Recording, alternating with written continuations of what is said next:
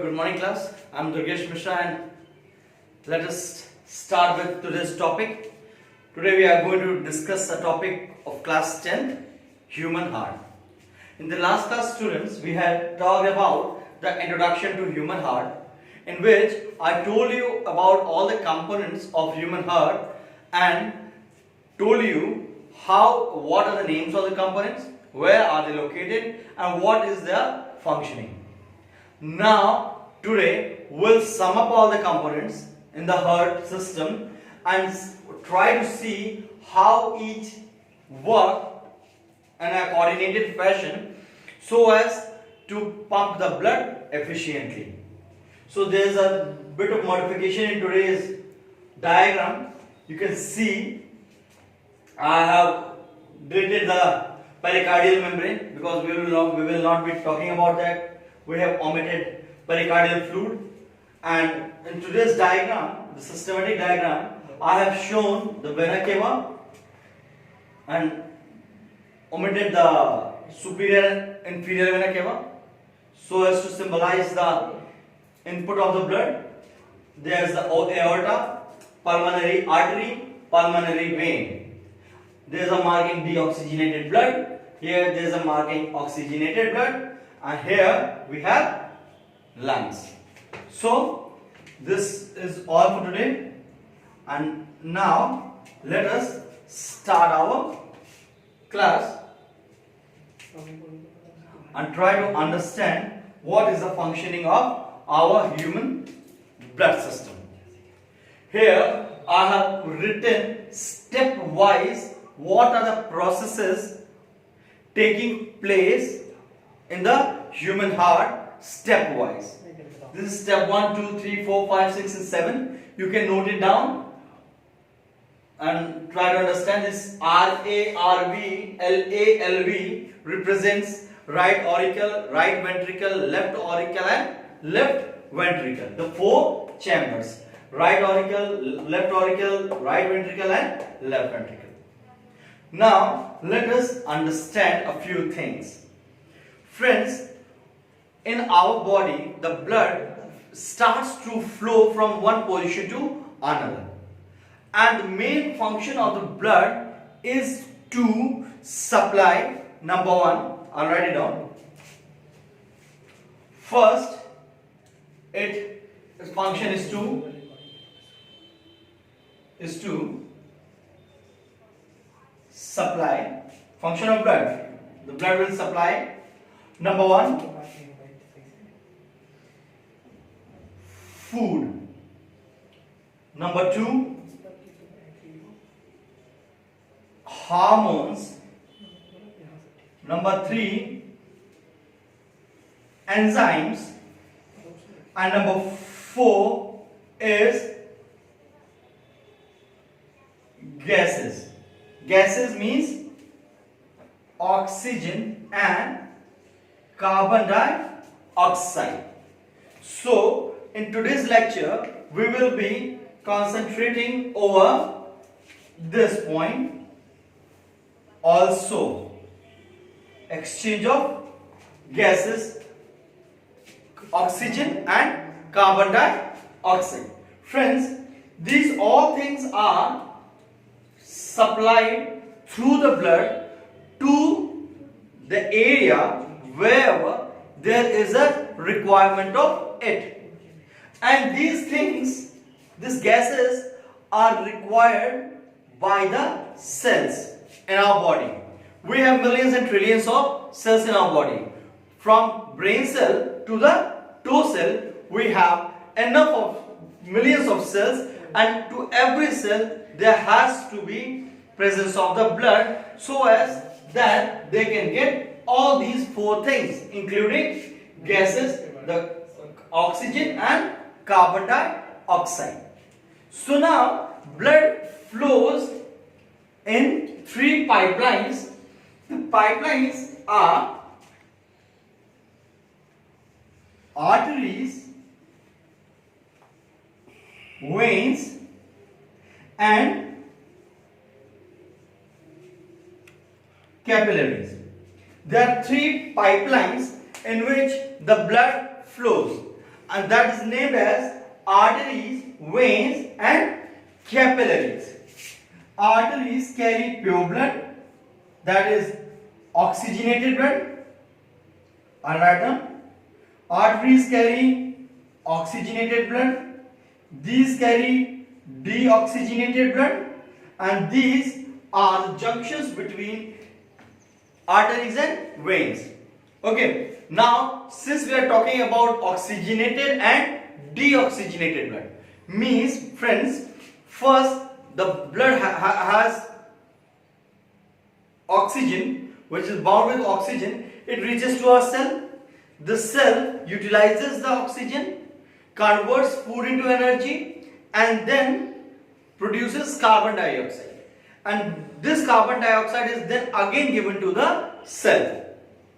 Oh, sorry, the carbon dioxide is again given to the blood. And that carbon dioxide is now transported to lungs. That's why we are talking about lungs. This carbon dioxide is transported to lungs, from where the oxygen will be loaded again in the blood. That means the blood has to reach lungs all the times so as to exchange oxygen and carbon dioxide.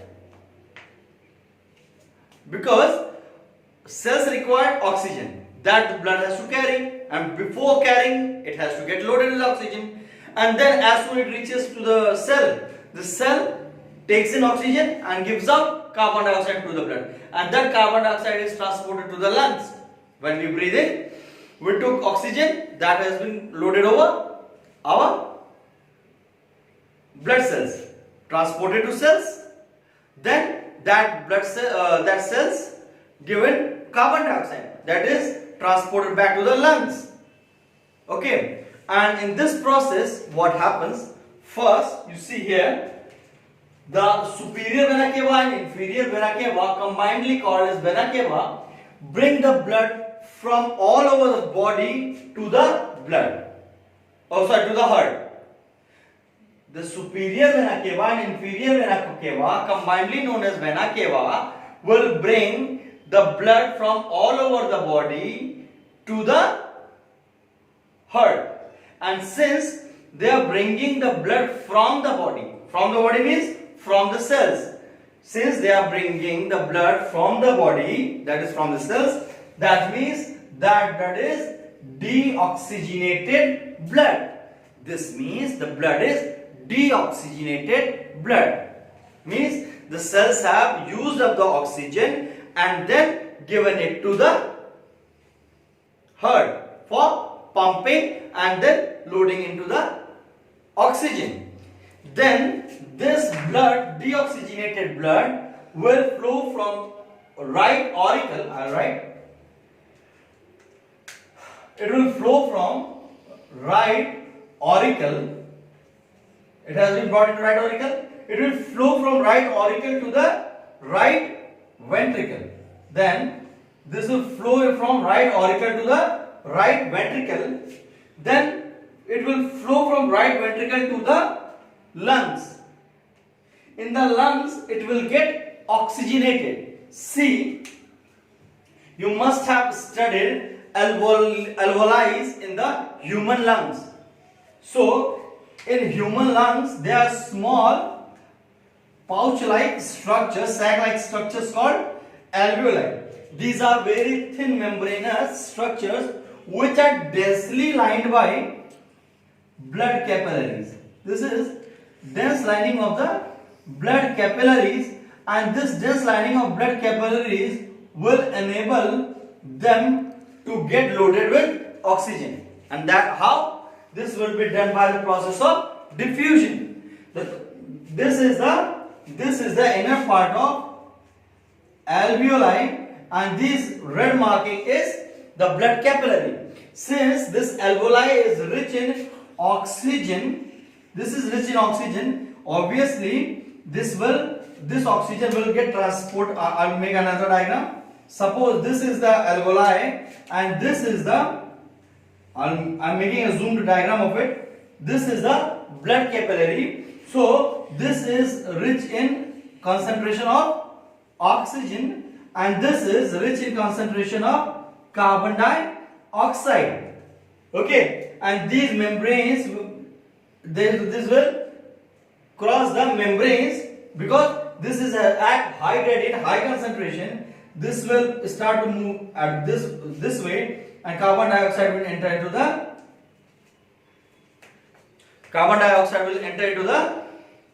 alveoli, and then when we breathe out, this carbon dioxide will be given into the atmosphere, and then we breathe in, that oxygen will be taken in for loading. So what happens is, blood vena cava, the superior and inferior vena cava combinedly brought the blood to the right auricle, transported to the left auricle, then this right ventricle transported it to lungs through pulmonary artery.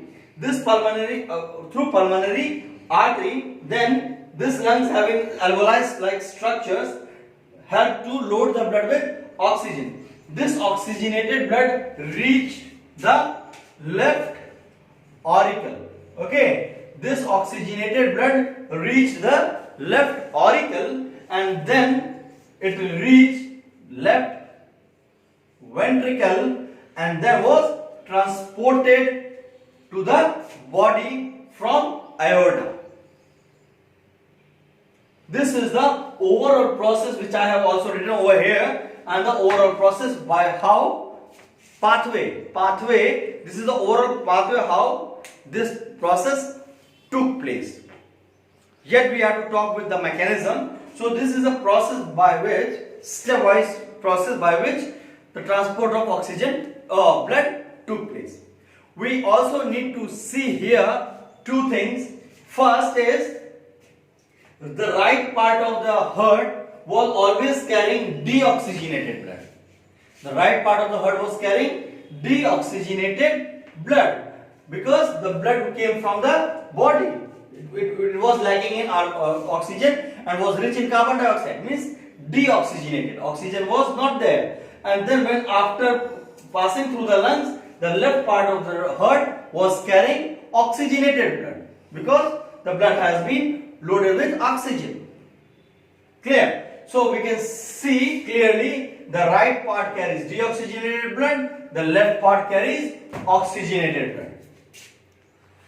Okay.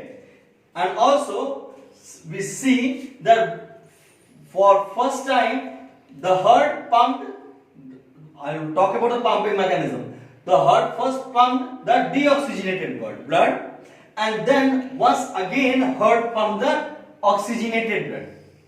You see, two times the same system is working on the same blood and pumping it twice.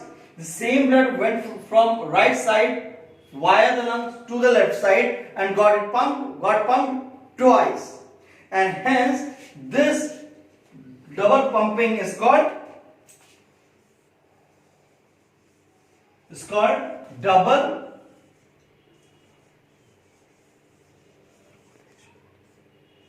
circulation. This is called the double circulation, and this is an important part for you.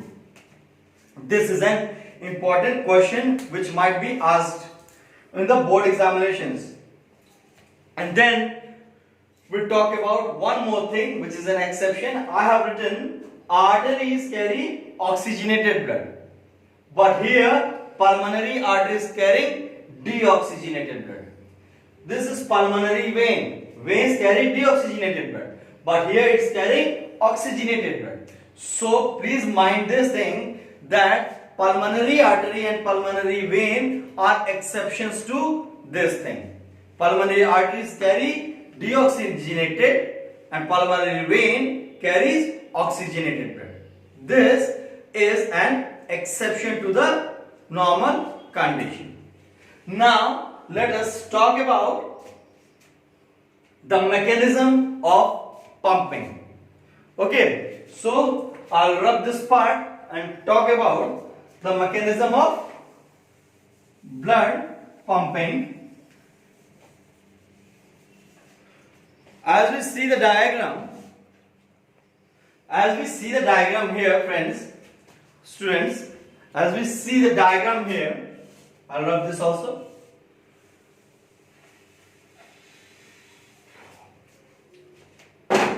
We all know for pumping anything, something has to compress or something has to inflate.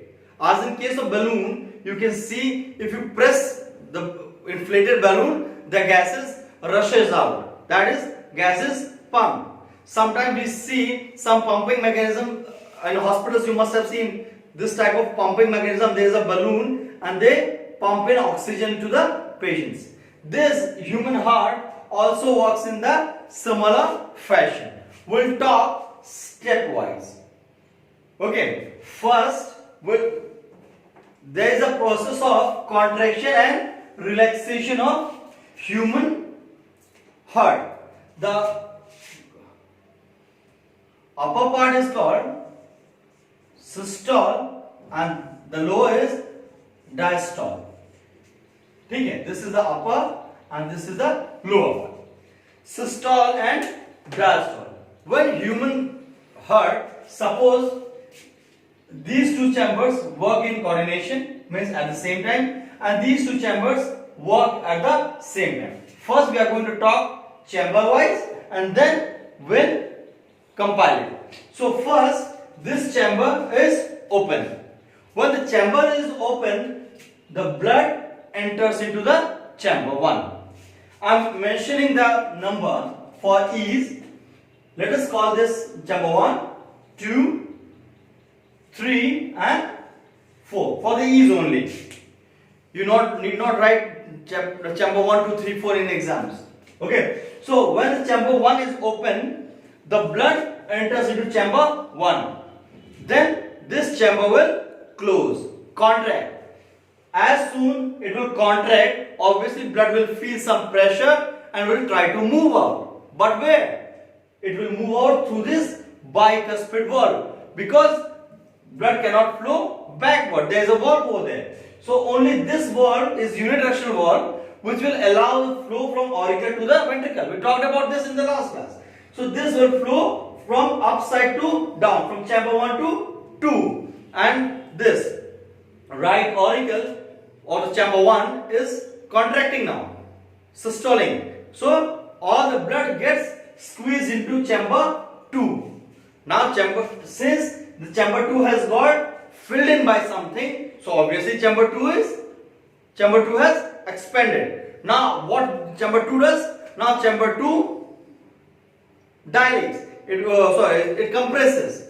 First this compress, now this chamber is going to compress. Now when this chamber starts to compress, the blood tries to move up because there is a hole. But this valve is unidirectional in nature. That means it will not allow the movement of blood to the upper chamber. That means the blood is forced to move through the pulmonary artery. And this pulmonary artery will lead it to the lungs. And then chamber 3 opens up and the blood from lungs moves this way and reaches to the chamber 3. Then chamber 3 closes and forces the movement of blood into chamber 4. And then chamber 4 when closes, it forces the movement of blood into the aorta, which leads the blood to the body. And since this complete process is continuous, there is no gap in the process. There is no gap between the blood. And now when we compile this thing, we say these two chambers contract at the same time and relax at the same time. These two chambers contract or relax at the same time. It's not one by one.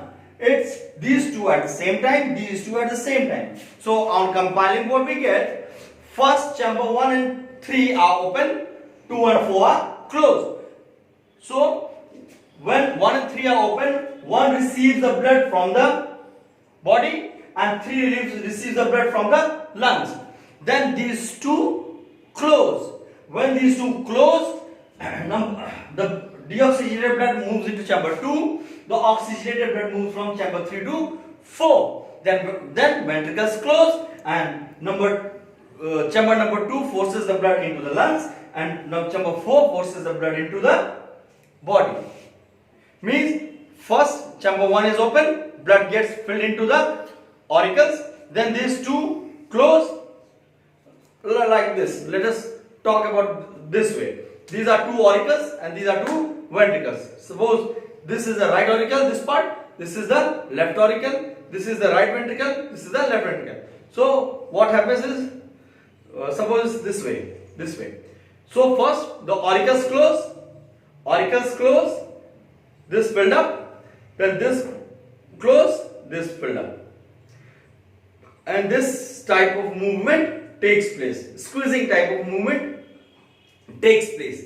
First the blood, this was open, this was closed, the blood got filled into this two, chamber 1 and chamber 3, then chamber 2 and chamber 4 are closed. As soon this starts to squeeze, this starts to fill up, then this starts to squeeze, this starts to fill up, squeeze, fill up, squeeze, fill up. This is a continuous process, and this contraction is called systole and this contraction is called diastole. And let me tell you one thing more, this contraction and relaxation creates pressure on the blood, and that's called the blood